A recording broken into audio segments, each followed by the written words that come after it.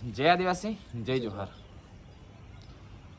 આજે વિડીયો બનાવવાનું શું કારણ છે, શું રીઝન છે, એ બધું આ વિડીયો દ્વારા તમને જણાવી દેવામાં આવશે. અને પહેલી વાત કે અમે કોણ છે, શું છે, એ અમે ઓળખ આપવા નથી આવ્યા. વિડીયો બનાવવાનું રીઝન એ છે કે આપણે વર્ષોથી સાંભળતા આવ્યા છે કે આ જગ્યા ઉપર આ ઘટના બની ગઈ, આ જગ્યા પર આ ઘટના બની ગઈ. જમ્મુ કાશ્મીરથી લઈને કન્યાકુમારી, પશ્ચિમ બંગાળથી લઈને ગુજરાત સુધી આપણે વર્ષોથી સાંભળતા આવ્યા છે કે અનેક ઘટનાઓ બને છે, ખાસ કરીને રેપ.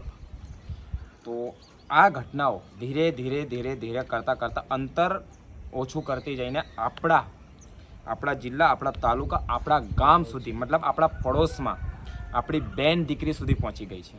ખબર બી ના પડી કે આ ઘટનાઓ કઈ રીતે ને ઘણા ઓછા સમયમાં આપણી સુધી પહોંચી ગઈ છે. અને દૂર દૂર સુધી જે આ ઘટનાઓ બનતી હતી, આપણે આંખો બંધ કરી રાખી, આપણે કાન બી બંધ કરી રાખ્યા. તો આ સમય આપણા માટે કાન બંધ કરવાના કે આંખો બંધ કરવાના નથી, ઊંઘી રહેવાના નથી. આપણા સમાજના બધા જ લોકોને નમ્ર વિનંતી છે કે જે ઘટના બની છે, કેટલા લોકોને ખબર છે, ઘણા લોકોને ખબર બી નથી આજ સુધી. તો આ વિડીયો દ્વારા એ લોકોને જણાવી દેવામાં આવે છે કે આપણા દાહોદ જિલ્લાના લીમખેડા તાલુકાના તોરલી પ્રાથમિક શાળામાં જે ઘટના બની છે, જે આપણી 6 વર્ષની માસૂમ દીકરી સાથે જે દુષ્કર્મ કરવાના પ્રયાસથી અને હત્યા કરી દેવામાં આવી છે. જે સ્કૂલમાં એક 6 વર્ષની બાળકી જે આપણી દીકરી સમાન છે, એ દુનિયાદારી જાણવા માટે, જેને હજુ દુનિયાની કંઈ ખબર જ નથી, 6 વર્ષ મતલબ સમજો કે એમને જો માંડ આ દુનિયાને જાણવાની કોશિશ કરી છે, શિક્ષણ લેવા માટે, એક પાયાનું શિક્ષણ લેવા માટે જે સ્કૂલમાં એને ભણવા જાય છે, શિક્ષણ લેવા માટે જાય, જ્ઞાન લેવા માટે જાય છે, ત્યાંના ગુરુ સમાન, જેને દીકરીને દુનિયાદારી શીખવાડવાની છે, જેને દીકરીના આગળ ભણાવવાના પ્રયાસો કરવાના છે, કે ઘણું બધું જ્ઞાન આપવાનું છે, એ જ આચાર્ય જે ગુરુ છે, કહેવા માટે તો ગુરુ છે પણ અંદર એક રાક્ષસ રૂપી આચાર્ય છે, જેને એ દીકરીને પોતાની કારમાં બેસાડે છે. પોતાની એ દીકરીની માં છે ત્યાંથી એના આચાર્યની કારમાં બેસાડે છે, ને એની કારમાં બેસાડ્યા પછી એ આચાર્યનું રૂપ બદલાઈ જાય છે, ગુરુ બદલાઈ જાય છે, એક રાક્ષસ રૂપ લઈ લે છે.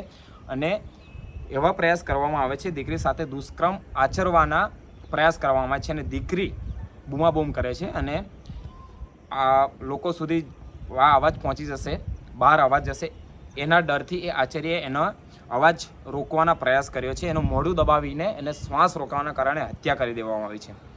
અને આ ઘટના બની છે 20 તારીખના રોજ.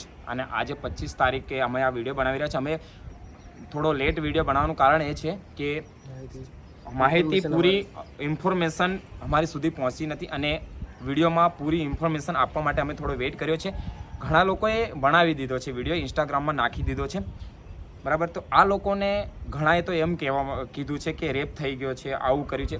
દીકરીનો રેપ નથી થયો, દુષ્કર્મ આચરવાની કોશિશ કરીને હત્યા કરી દેવામાં આવી છે. આપણી બાળકીની ઇજ્જત ના કાઢશો, પૂરી જાણકારી મેળવો અને પછી વિડીયો બનાવો.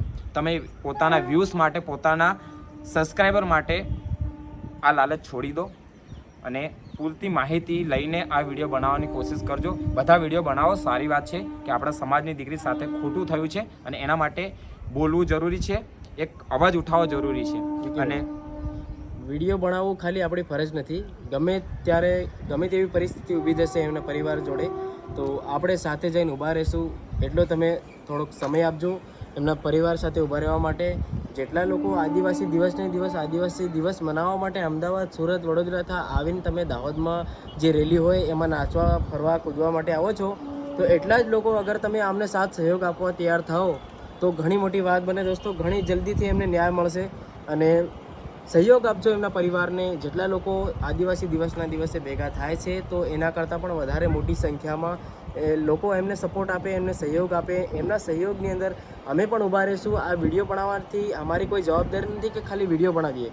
અમારી જવાબદારી એટલી છે કે કાલે ગમે તેવો સમય આવી જશે, અમે તમારી સાથે આવીને ઊભા રહીશું. અને તમે વિડીયો દ્વારા જોઈ શકશો આવનારા અમારા વિડીયો કેવા આવશે. જ્યારે એવો સમય પરિસ્થિતિ એવી પણ આવશે કે અમારે ત્યાં જવું પડે, તો અમે ત્યાં જઈ અને ગમે તેવી માહિતી તમને વિડીયો થ્રુ આપશું. અને ઇન્સ્ટાગ્રામમાં જેટલા લોકો બી ખાલી વિડીયો બનાવે છે અને વિડીયોના માધ્યમથી એમની એટલી ફરજ ભજવે છે કે ખાલી વિડીયો સુધી જવાબદારી અમારી છે એટલું નહીં સમજતા વિડીયો બનાવી દીધો એટલે આપણી જવાબદારી પૂરી થઈ એટલું નહીં સમજતા તમે. અગર ગમે તેવી પરિસ્થિતિ પરિવાર જોડે આવે તો તમે એમને સહયોગ આપજો. અને જેટલા લોકો અમને સપોર્ટ કરે છે પ્લીઝ તમને રિક્વેસ્ટ છે કે તમે બધા લોકો સાથ સહયોગ આપજો કે આપણે એમના પરિવારને અને એમને મદદ કરી શકીએ અને એને ન્યાય અપાવી શકીએ. વાત 20 તારીખની છે અને આજે 5-6 દિવસ થઈ ગયા છે અને હજુ સુધી શું સજા થવી જોઈએ કે શું એને ફાંસી આપવી જોઈએ કે ઉંમરકેદની સજા આપવી જોઈએ હજુ કંઈ નક્કી કરવામાં આવ્યું નથી. મારું તો એવું કહેવું છે કે સરકાર શાની રાહ જોઈ રહી છે, કઈ વસ્તુનું વેઇટ કરી રહી છે? જ્યારે આરોપી ખુદ પોતે ગુનો કબૂલ કરી ચૂક્યો છે કે મેં હત્યા કરી છે અને દુષ્કર્મ આચરવાની કોશિશ કરી છે, તો હજુ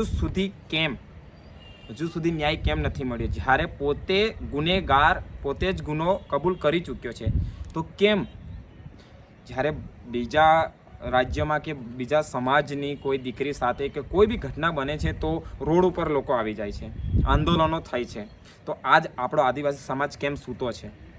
કરી રહ્યા છે કોશિશ. આપણા આદિવાસી સમાજના ઘણા કાર્યકર્તાઓ છે, ઘણા નેતાઓ છે જે કોશિશ કરી રહ્યા છે, પણ એમના એકલા કોશિશ કરવાથી કંઈ નહીં થાય. મારો આદિવાસી સમાજ એવું નથી કે હું ગરીબ છું તો મારાથી કંઈ નહીં થાય. ભલે આપણાથી કંઈ નહીં કરી શકાય પણ સાથે ઊભા રહીશું ને એક ભીડમાં એક માણસ ભેગા થઈને એક ભીડ ઊભી કરીશું જ્યાં આગળ આપણા સમાજના ઘણા બધા જાગૃત લોકો છે જે બોલશે, અવાજ ઉઠાવશે. બસ એમને સાથ આપો. અને અમે તો એટલું જ માંગ કરી રહ્યા છે કે કોઈ કાયદાકીય કાનૂની રીતે હજુ કેટલી પ્રોસેસ કરશો એ અમારે કોઈ લેવા દેવા નથી. જ્યારે કબૂલ કરી લીધો છે ગુનો તો એટલું જ બને છે કે સીધી સજા થવી જોઈએ. અને જે સજા થાય છે તો મારા આદિવાસી સમાજ એટલું જ માંગ કરશે કે ફાંસીની સજા થવી જોઈએ. કેમ કે જ્યારે સજા થતાં આટલી બધી વાર થઈ રહી છે તો ઘણા બધા એવા રાક્ષસ રૂપી માણસો આ કળયુગમાં પડ્યા છે જેને હિંમત મળી રહી છે કે આવું કામ કરવાથી મને કંઈ થવાનું નથી, કશું જ નહીં થાય. તો એ લોકોને સબક શીખવાડવા માટે ફાંસી મળવી જોઈએ બસ. અને વધારે કંઈ નહીં કહીએ આ વિડીયોમાં.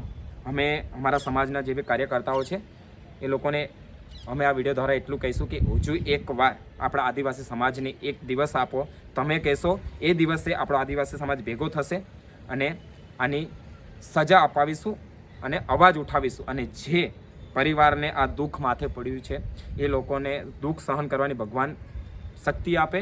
અને અમે એ પરિવાર સાથે છે અને એ અલગ પરિવાર નથી, એ આપણો પરિવાર છે, આપણી દીકરી છે. તો ઘણું દુઃખ છે. અમે ઘણા વિડીયો નથી બનાવતા એનું કારણ એક છે કે જ્યાં અમારે બોલવા જેવું હશે ત્યાં અમે કોઈના કહેવાથી અમે વિડીયો નહીં બનાવીએ, પોતે જ વિડીયો બનાવી દઈશું. અને આ વિડીયો દ્વારા બધાને હજુ બીજું કંઈ નહીં કે સમજ પડી જવી જોઈએ. બસ તમે અવાજ ઉઠાવો. વિકેભાઈ, ખાલી વિડીયો બનાવવો આપણી ફરજ નથી. સમય એવો આવશે કે આપણે ત્યાં જઈને એમની સાથે ઊભા રહી જશું. બાકી તમારા બધાનો સાથ સહયોગ પણ જરૂરી છે અને તમારા સુધી આ મેસેજ પહોંચાડવો પણ જરૂરી છે. તમે લોકો બધા અંધારામાં મત રહો. કેમ કે ક્યાં કોલકાતાની વાત હતી ત્યાં તે ઘર લોકોએ સ્ટેટસ લગાડી દીધેલા, વિડીયો બનાવી દીધેલા. આપણે આ દાહોદની બાજુની વાત છે, બિલકુલ આપણા ઘરની જ વાત સમજો ને, આપણા ઘરની વાત છે.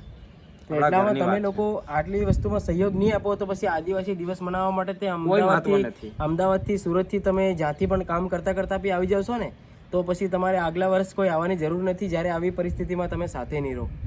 બરોબર? આપણે આદિવાસી છે એનો ગર્વ છે ને આપણા આદિવાસીઓ જે લોકો આપણને સપોર્ટ કરશે એમની સાથે આપણે હંમેશા ઊભા રહીશું.